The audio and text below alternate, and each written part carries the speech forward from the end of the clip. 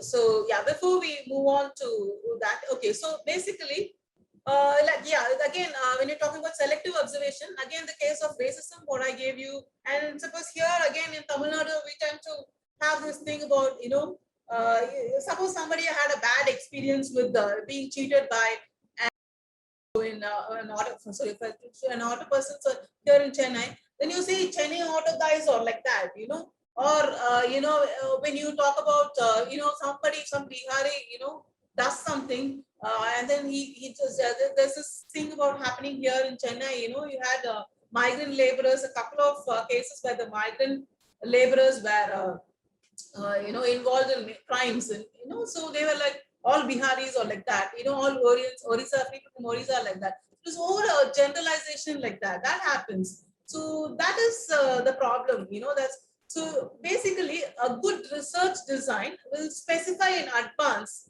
okay, the number of and the kind of observations to be made for reaching a conclusion. So that's where you come in. A good research design. A good research design only will specify in advance. Okay, so the number and the kind of observations to be made for facing a conclusion. Like for example, you are interviewing 1,000 people who are against abortion. Okay, and then the first 10 people, it could be the first 10 women say they are, they are against abortion. And then the next 10 men also, they are against the abortion. It doesn't mean that, all 1,000 are going to feel the same. You will still continue the interview and still find out, because you had originally planned for 1,000. So you need to work, you need to completely interview all the 1,000 only, and then and decide on how yours is going to take. So science works against most of the pitfalls. Like again, when we have that ex post facto, we have suppose I do a study on the students, how students behave in a particular country and in a particular, say maybe in US and in India. I don't find much of a difference if I replicate the study here, and if I don't find much of a difference, and I say students are all the same here also, then where I come in, okay, because they're educated, because they belong to a particular socio-economic group, and because they are like that, they might be doing that way. So yeah, so then again, so what's social science? Basically, what's social science? Social science refers to a science of people or collections of people, such as groups, firms, societies, or economies, and their individual as well as collective behavior. So traditionally you have they stuck to psychology, sociology, economics, political science, and history. And media studies, of course, we combine a whole lot of other things also. So the aim of scientific research basically is to discover the laws or postulate theories to scientific knowledge and meant for explaining the natural and social phenomenon. Even today, we just glorify science and social science. The first thing which in any university, the funds which are cut or the staff which are reduced are, of course, we have seen a revival of liberal arts in the past 2 decades or so. But still, we are like, we are not that very, because we think, it's not science. It's not so. We contribute a lot to the society. Even in this pandemic, the scientists are like, they are, producing they develop the vaccine, how to market it, and then how do you make people aware of that? This is where we all come in, our contribution lies in who are the people who are not ready to vaccinate it. Why do they see? What is the problems? These are things which have to be addressed by us. So I mean social scientists. So yeah, scientific knowledge is based on scientific methods, which refers to a set of techniques for building scientific knowledge in terms of validity, reliability, observations, and its generalization.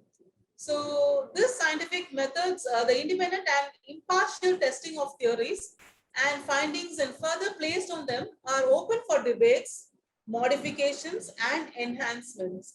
In 21st century, we have seen a lot of, almost all the universities are, teaching social sciences, and well, the vast amount of literature has started coming in at the same time. Also the advancements in information technology allows us to communicate among ourselves and the civil society much more quickly. So the purpose of social science research is to provide an explanation of human behavior by relying on the assumption that it has causes that are known and measurable. So that's where we come in. You know, we are supposed to explain the social behavior by relying on the assumption that it has causes that are known and measurable. You can now they compare social science with predictable fixed mechanisms and Newtonian mechanics, while at the same time they aim to do the same in the wake of missing information. There are some researchers who prefer the analogy of biology with social behavior evolving over time in response to learning and adaptation, whereas other works in historical institutions also. Social sciences nowadays is considered as a choice between agency and structural explanations and dilemma, which corresponds in many ways to the old social sciences, which required for the sake of higher potential society, which is more crucial to mankind's interconnectedness, especially this interconnectedness and all those things which we, both in terms of economic, cultural, and resource globally. We have seen it this over this 1 year of lockdown, 1 year of quarantine. All of us have felt that. So social sciences has contributed in this context for making the globe more intelligible. So we can be happy. Social scientists always have been looked down, are not like scientists. They think we are just whiling away the time and not contributing much. We are really contributing. Now there's another thing. What's coming up is political also political new research on political elections. Even from Harvard Business School's faculty, which are there in engaging in marketing lessons from Trump's campaign, and how to improve voter turnout, voter registrations, and the cost and disenfranchisement. So everything is happening now. Even here, like right now, this recent elections, we saw how I think some of you who are into politics who are aware of it. Political strategist Prashant Kishore was employed by both the major parties, BMK and their Mamta. Both of them had him, and he strategized the whole election campaign for them. And then, of course, it's turned out to a massive victory. So everywhere, like we are coming in, where it's research is becoming such an important factor that which cannot be done away with, even because earlier people thought, even when they were in political strategists like Prashant Kishore was employed, people thought elections in India, it could be good. All those election analysis and strategies could be work well in Western societies, but not so in countries like India, because here it more based on caste and based on a whole lot of other factors on freebies is what they were saying. But they were proved wrong. It worked for them. Maybe it could have worked even without them, but then it worked. So I think maybe it's going to be people like him in the future, or a lot more, political strategists coming in. So yeah, the point is research. Yes, research is going to be the thing, and it's going to continue. And if you at all even want to do on elections and other stuff, like you can. Okay, moving on to major paradigms of the research. You have the quantitative and the qualitative paradigms. These are the few visuals that just describes, just a fun, where, it's always, see, this is what I was talking about when you talk about somebody who doesn't belong to a particular domain, but they want to give their expert opinion. That's not done, because if it's outside your domain, you shouldn't ask them for the opinion, because it wouldn't make sense. It is not ideal. It's not right. Yeah. So people, the quantity and quality, we quantitative and qualitative are called in research, casually in research terms. There is always a clash. People who do quantitative research say think of qualitative research as something like they think, you just go and meet 10 people and interview them and you say that's research. That's not research. I have surveyed 1,000 people, and what these 1,000 people say is, is right. This argument, it just continues to go. It's still going on. And of course, now we have that mixed method approach and all that. But now let's have a look at it quickly on the quantitative and qualitative paradigms of research. See, yeah, this is again, I mean, it's a funny, just a description to just move. Next slide. Next slide. Yeah, quantitative and qualitative paradigms of research are two different ways of looking at the world's phenomenon, and hence two different ways to solve a problem. You know, for example, an empirical research question, you know, can follow a positivism paradigm.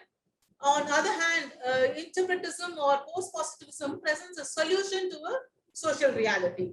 So basically, there are, next slide, there are three major paradigms that include positivism, interpretism, and post-positivism. Okay, of course, you all know a paradigm is a mental model or a shared worldview that represents the beliefs and values in a discipline and that guides how problems are solved. Okay, so yeah, a quantitative approach to solve a problem is based on a highly rigorous control techniques, and this rigor implies that researcher controls all the variables that can affect the study. Therefore, such studies, you know, are mostly conducted in laboratories. In addition to these rigor, these studies are based on high validity, generalizability, and reliability. Conversely, you know, qualitative studies are based on studying social realities. They believe that a social reality can take its form from the experiences and beliefs of the people involved. So both the studies have different way to look at the research problem and also have their own significance in solving the world problems, especially in the modern world. Okay, the evolution of social sciences and qualitative research has helped in understanding and solving social problems. So next slide. The following three components of a research paradigm. Yeah, that's it. Okay. Okay. The following, these are the things, you know, these are the things the research paradigm, they define, okay, whether a problem fits into a quantitative research approach to solve a problem or a qualitative approach. The first one is the ontology, that is our belief about the nature of the reality. And the second is epistemology, which is the ways of knowing that reality. And axiology, that's the ethics and values about what we believe is true. Okay, to you know, to know about the ontology, epistemology, and axiology of a research problem, we have to use a systematic methodology that will help us reach the solution. Okay, so, and this methodology can be quantitative, qualitative, or a mixed method. So therefore, the use of the right methodology is crucial to reach the right solution. So that's where you come in, the right methodology. What's the methodology you use? It's very crucial to reach the right solution. So as a researcher, you should have an understanding of both quantitative and qualitative approach to make the right decision about what to use in your research. See, basically, I'll finish that and come back to the example. When I ask my students, I attempt, whether it's in a smaller way, even in an MA, I ask my students to approach, you know, to adapt both the methodology. But they say, ma'am, I interview 150 people or 200 people and all that. Why don't you do a focus group? Why don't you do in-depth interviews also? So if you combine that, you know, if you mix both the method, it will help you to, you know, put it in very beautiful way, you know, in such a way which is interesting. You can correlate that, you can really see why it happened that. Sometimes it's not always what you think of. Your hypothesis could be something and it could be proved wrong. It could happen in a whole lot of ways. But how do you employ both and come to a right kind of conclusion is what research is all about. Have a look at the, you know, next is the qualitative research method. Qualitative research method, again, again, going back to quantitative, a brief about the quantitative, or should we skip that and go on? It's already time. Anyway, so I'm just not getting into the history of that. Again, I'm just running through with the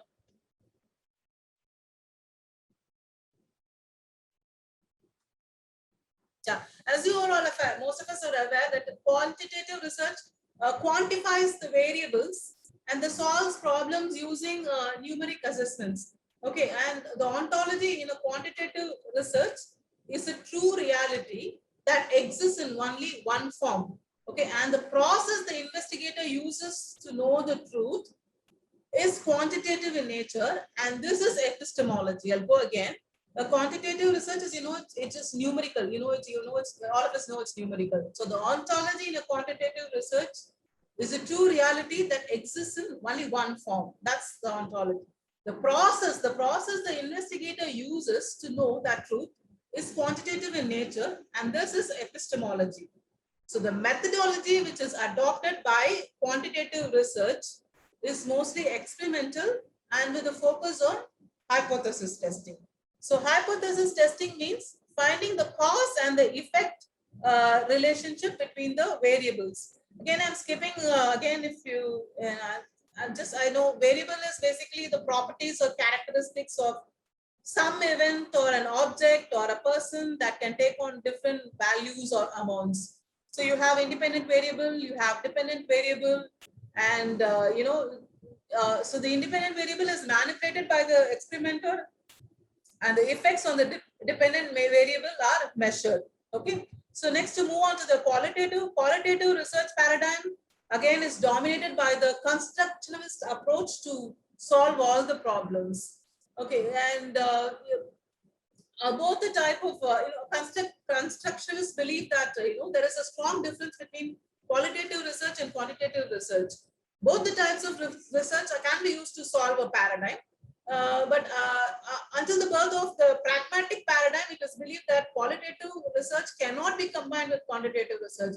But pragmatic approach combined with quantity and qualitative approach is again another methodology. And the mixed method approach, which I always believe in going for, is helps the research better understand, which is otherwise purely qualitative research. Yeah. So the difference between qualitative and quantitative, not that slide. Yeah, this is not something which you do not know. I'll just quickly run through. When you're collecting data and analyzing data, quantitative research deals with the numbers and statistics, while qualitative deals with words, meanings, and both are important for gaining knowledge, different kinds of knowledge. Quantity is expressed in numbers, and it's used to test or confirm theories and assumptions. And this type of research can be used to establish generalizable facts about a topic.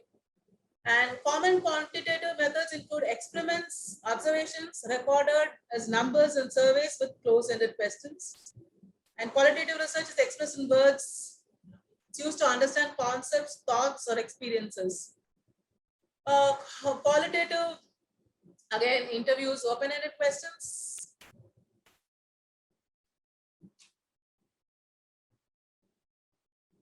So the key terms here is measurement, subjectivity, and replicability. And here it is again understanding the context on subjectivity. Okay, so you can use quantitative methods, you use surveys, experiments, and observations. And qualitative, you can have interviews, you can have focus groups, you can have ethnography. Yeah. Where to use quantitative and qualitative, that's the thumb rule. Okay, that's a thumb rule for using or deciding whether you want to use quantitative or qualitative. Use quantitative research if you want to confirm or test something, like maybe a theory or a hypothesis, and use qualitative research if you want to understand something, like basically concepts, thoughts, or something. All that depends on what you want to study. Suppose I want to do a survey about 300 students in the university, and you ask them a question on how do you rate your professors on 1 to 5. So you can use a statistical analysis, and then you can come to a conclusion. Also, you can have a qualitative approach, like, how satisfied are you with your studies, and what is the program, what are the improvement? Because I did a survey for when I wanted to find out how online classes, this is much before the online thing. I did a survey, and I interviewed a few students from various disciplines, both toppers and the last benchers. You should see the kind of response you get from. Initially, they won't talk. Okay, initially they won't talk, but then You after some time you just go with them, you talk to them, one person starts talking and everyone, the amount of information, the amount of what the information what you get in the focus group, and it's amazing. I really enjoy doing that. So it's not that, but again depends on, it really helps, what kind of thing, both can help, that's why I go on again and again on multi method or mixed method. Okay. So yeah, whether you're doing experimental or correlational or descriptive or practical, all depends on your time, money, availability of data, and access to the respondents. That's again, it's not that hard and fast tool. If you're in a lockdown, suppose you're doing a survey on, like say, a student of mine worked on dating apps. Okay, so she was like, not everyone was interested in answering the question, because not everyone wanted to show, even when they say don't want to reveal, but very few were open to talk about. Survey they were fine with, again, they did not mention the name, obviously, like unlike other surveys, and very difficult to get them to come to a focus group, even online. So there are some things where you can, it's very difficult to find out, but then when you have a focus group, it can help you. So it all depends on what you want to do. Just move on to the next basic. I think, yeah, just types of research. I'll just run quickly. I'm not going to really spend. Descriptive research includes surveys, fact findings, inquiries of different kinds. Yeah, then analytical research, on the other hand, he has to use the facts or information which is already available, which are made to the critical evaluation of the material. Then you have applied and fundamental research, can be applied, or it could be applied research or fundamental or basic or pure research as it's called. Applied research aims at finding a solution for an immediate problem facing the society or an industrial or a business organization. Whereas, fundamental research is mainly concerned with generalization with its formulation of a theory. So here the gathering of knowledge for knowledge is termed as, when you say, I'm reading this, I say, why are you reading this? You say you want to read it for a basic understanding. That's called pure research or basic research.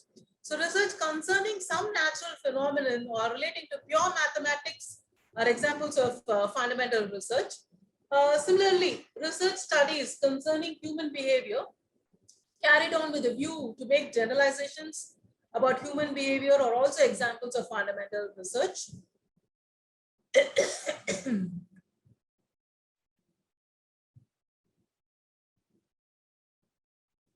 Okay, so then you have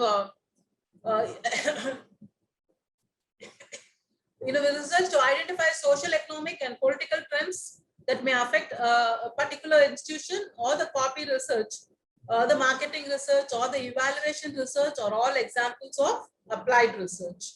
So the central aim of applied research is to directed towards finding the information that has a broad base of applications, and this adds to the existing organized body of scientific knowledge. Then you have quantitative and qualitative. We have dealt with that in detail. Okay, then you have conceptual and empirical research. Conceptual research is that is related to some abstract idea or a theory. Basically, it's used by philosophers and thinkers to develop new concepts or to reinterpret the existing ones. Okay. The empirical research, on the other hand, relies heavily on experience or observation alone, often with due regard to system and theory. So here again, empirical the evidence are gathered through experiments or through empirical studies, which is today considered as the most powerful support possible for any particular given hypothesis or something. There are other researchers also, which I am not elaborating due to the lack of time. Just running through, you have field setting, longitudinal research, field setting research, laboratory research, clinical or diagnostic research. Then you have historical research, then you have conclusion-oriented research. Okay, so yeah, how to analyze the data? Now we are going to, of course, you all know that quantitative data is based on numbers. It's simple maths, and more advanced statistical analysis is used to discover the commonalities or patterns in the data. So they are often reported in graphs and tables. Applications such as Excel, SPSS, and R are used to calculate things like the average scores or the number of times a particular answer was given, or the correlation or the causation between two or more variables. And the qualitative data can be analyzed. Qualitative data can consist of text, images, or videos instead of numbers. And some common approaches are like, qualitative content analysis. There you're tracking the occurrence, the position, and the meaning of the words and phrases. Then you have the thematic analysis, which closely examines the data to identify the main themes and patterns. Then you have discourse analysis, where you study how communication works in social contexts. Okay, next. Yeah, then we move on to the next slide. No, the previous one. So, so the another thing, like, research methods versus methodology. This is again where most of, I think, the basic you get confused. Research methods are those methods or technique that are used for conducting a particular research. Okay, and they refer research methods or techniques, so which are used by the researchers. At times there is a distinction making between these two is like what really confuses everybody. Research methodology is basically a way to systematically solve the research problem, and so the science of studying how research is done scientifically. So that's the thing. Move on to the next slide. Yeah. So I'm really, let me give you an anecdote. There was this few years back, maybe a decade back, there was this research, somebody I know personally had done a study and then finished everything. And then while the person was about to submit the thesis, finally they discovered that, it was not based on any theoretical foundation or a theoretical framework. They were like baffled, like really, how on earth, someone who's doing a doctorate research can, even think of not basing a study on some theoretical framework. I'm not exaggerating, it's true, it happened. And then finally go quick, what have you done? And then you go search all that and then find it, okay, this is a theory which is relevant. Even today, I think initially when we start on time, some of the students will think, after the what? I don't have a theory. What theory should I base on? I will take a theory from there, this theory from there, that theory from there. No, it's not. That is not the way it operates at all. Theoretical framework or the theory which you based on is really very, very important. It's really very crucial. It will just make or break your research, because you have to answer your viva. Your examiners have to give you a feedback. So I would really, stress on the importance of theory in research, because very often we tend to miss it without. So the first, if you've noticed, almost all the scholars, the first, research guides, research supervisors, or intellectuals, who are there, ask their students to, to really go and study, go and read a lot of, do a lot of reading. When we were students in the 90s, we didn't have a lot of resource material. These days you have everything, these days you have so many digital resources which you can't access to. This is where the problem also comes in. Even today, yeah, we all find it very difficult to, because the subscription for, you find a research article and then you think it's relevant, and then you go and they'll ask you to pay. So what do really, sometimes it really, disturbs you, because one thing which is, you think it's very close to you, which is relevant to you, but then you have to pay, and it's too huge. I understand, because we are not, that's why when we had this, all this, the things come in when you have a whole lot of memes about how, you pay for your research publication, and then no, it's free. Nobody pays you for writing a research article. Nobody pays you for reviewing, but then you have to pay for the journal which charges you money. There again, there has to be a lot of academic, freedom and resources has to be shared, is what I feel. But coming back to the point. So theory is, very, very important. Your theoretical framework which you based your research on is very important, because it will really help you a lot. There are, we have, whether it's macro or micro, or whether it's conflict theory or role. I mean, these are just few which I have listed out. In media studies, we have amazing, now because since it's called interdisciplinary, we have a lot of things in. I had a combination of political economy, where political economy combines economics and politics. So it was on entertainment television, on soaps, soap production of the soaps and who were involved. So what I did was, what I started off with, I mean, of course, you all start off with something very big, entire Tamil Nadu. I want to do entire Tamil Nadu and all that. So what happens is then, then finally it came down to interviewing people who are empirical data. I had all those, ratings, which is my specialization. It, talks about TRP's ratings and how you analyze it and how you draw the data from that, and then you get it. And and then what I did was like to interview all those involved in the process of production, right from the people who were producers, directors, and actors and technicians involved in the process of soap opera, television soap opera production. This was related to Tamil television serials or soaps, as you call serials or soaps. Okay, so this is how I went about my method. So the theoretical framework naturally for me was like political economy.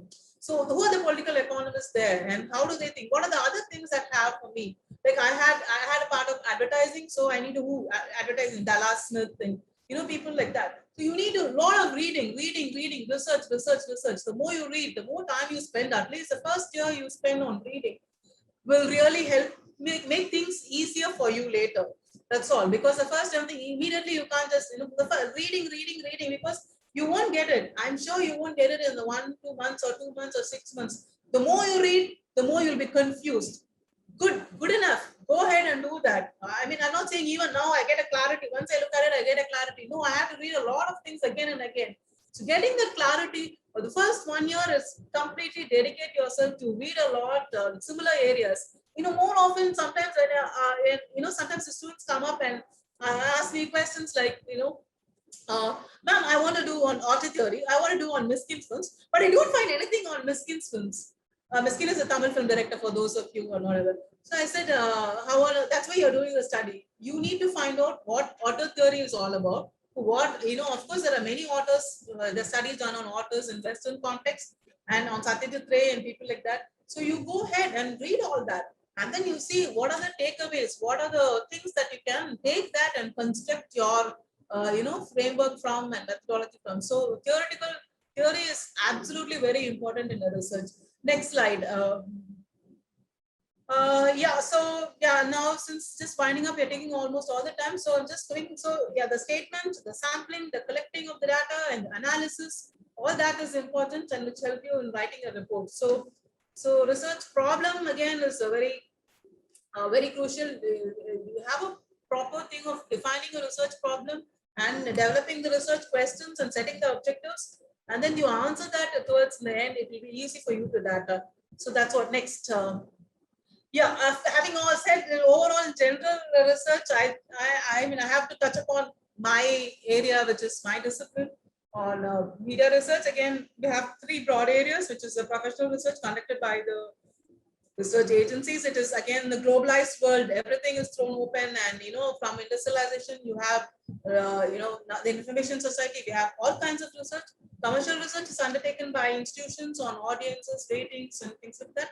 Audience research or academic research basically done by scholars across the country. Things like that.